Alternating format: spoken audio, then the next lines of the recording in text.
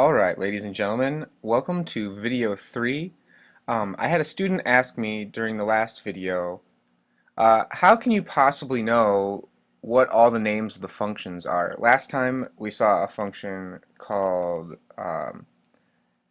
the line, or the point function, excuse me, and you had to put an x and a y coordinate in it. We saw the function that created the screen size. We saw a function called stroke, where you had to put a color into the function. And the student was kind of aghast, and she said, well, I don't know any of that. Like, how can I know just to write that code? And I remember feeling exactly like this when I first learned to program. I learned Java, which is what processing is working on top of. And I remember just being blown away. I was like, how the bananas should I ever possibly know to write down any of this stuff? And the answer is you shouldn't know, right? No one just knows that. That's like saying, here, you're in Spanish class. Now, you know all Spanish words. Go talk Spanish. It just doesn't work that way. You got to spend time learning the vocab. And the vocab is listed on something called an API, which stands for an Application Programming Interface. So you need to find an API that sort of gives you the vocab list. And luckily, of course, processing has one. So if you go to processing.org, which is your sort of textbook for the course, and I have this linked on our blog as well, you can go straight to the API. Okay? And you can see here's a encyclopedia type list of every single thing that processing will do. This actually isn't everything, but it's a lot of what processing will do. And you can just kind of sort of pick and choose from instructions and start to put things together. Today I wanted to show you just basic geometric shapes. And you don't have to, if you watched just the last video where we were putting in points, you might be left with the idea that you have to draw everything with 1,000 little tiny points. So if I want to make a circle, I have to draw a circle of points. Well, processing has functions inside of it to help you do that for you. So let's draw a circle. And so what I would do, if I were you, I would look for the circle function. Let's see. Over here in C, looks like there is no circle function. Well, that's weird. And if we think back to geometry class, there's probably an obvious reason for that. It turns out circles are just a special kind of ellipse. So if we go to section E, we'll find the ellipse function. Okay, and then click on it, and boom, there you go. Here, this is how you create an ellipse or a circle in processing, and these pages are exactly like encyclopedia pages. You look them up, and it just tells you how to use it. Every programming language has this kind of documentation, and it's fantastic. You're not supposed to memorize all this. You're supposed to be able to know how to use it. So if you look at it, here's the most important line. This is how you run an ellipse. So the function is called ellipse, surprise, surprise, and you have to put in 4 things. Where is it? Okay, the x and y coordinate of the circle or the ellipse, and how wide or high is it? Okay, and it looks like if we get deeper into it, it's looking for integer numbers or floating numbers, and we're going to talk about what those are today. So let's create an ellipse in processing.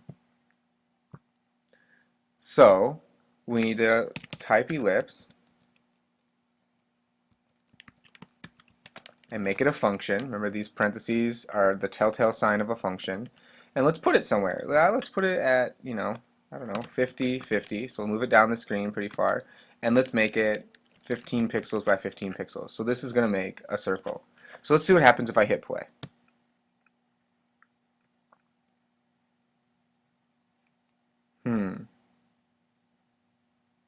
There, we end up with a circle.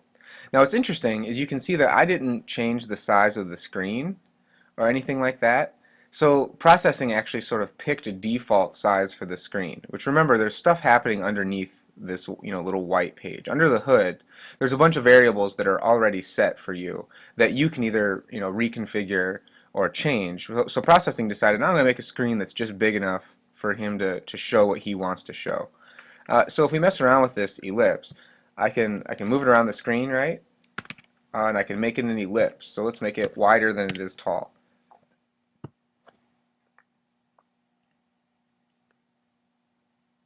And we can see here that we've coded an ellipse. and we moved it up the screen a little bit.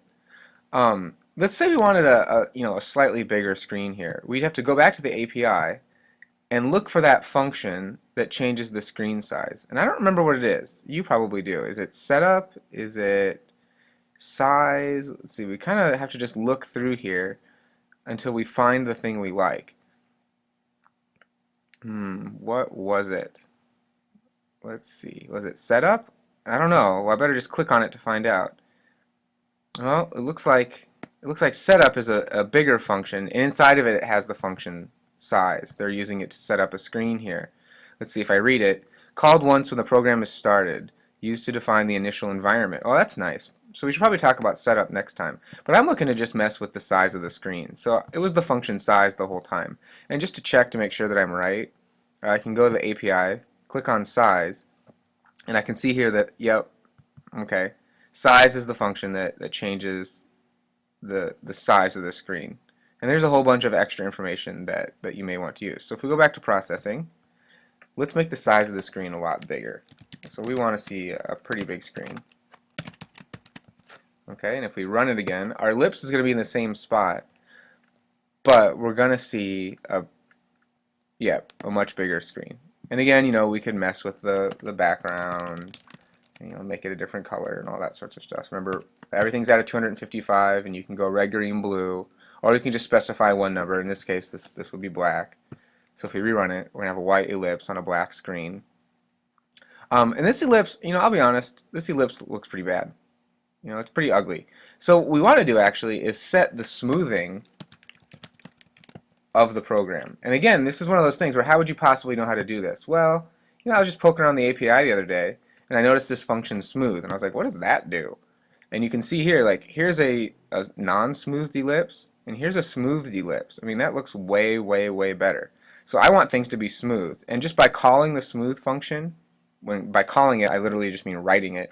Just by writing it or calling it, I get my things smoothed out. And so if we look here, we get a much nicer looking ellipse. This is called anti-aliasing. Those of you that are gamers, you're probably aware of what this is. Anti-aliasing is a way of messing around with the fuzziness around the edge of the circle. And it creates sort of fake pixels on the inside and outside of the actual image so that it looks smoother to the eye. It's not really there. And if we turn smoothing off, let's see, how do we turn smoothing off? I guess we call the function no smooth. So in this case, if we want to turn things off, we say no smooth, and then let's paint another ellipse. Let's make this one a little bit further down the screen. And we're going to make this one ginormo.